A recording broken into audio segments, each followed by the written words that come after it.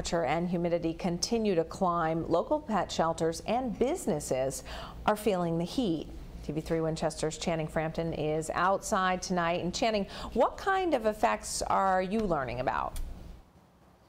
Well, Julie, I'm standing outside right now, and the heat is still rather oppressive, and it's going to continue to go up. And, you know, us humans, we're not the only ones affected. It also affects our pets at local animal shelters and even ice cream vendors, but not necessarily in the way that you would think it would. Now, we spoke with these shelters and these shops and got new information and surprising information about how this heat is having an effect on the local businesses.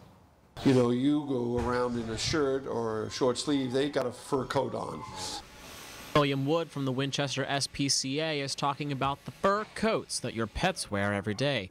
While we humans may sweat the day away in the heat, the hundreds of dogs and cats across the area have a harder time regulating their body temperature, which is why hydration is the key to keeping cool for them. Ultimately, the best thing you could do is keep them inside. However, if that's not a possibility, they need a heavily shaded area and access to unlimited water to keep them hydrated.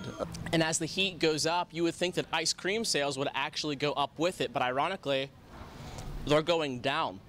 They do. When it gets about 90 or above, I think people just lose their appetite. So the sales of ice cream as well as food goes down. Something else that has been going up, calls to the Winchester Police Department. There have already been dozens of cases of animals being left in cars this summer. If you do it, you could face a fine. The temperature of a car can climb up to 40 degrees higher than the actual air temperature. It's very difficult. It's very difficult when we see that, you know, it doesn't take a lot to take care of them. You know, how much does it take to really make sure they have ample water and they have shade or even inside?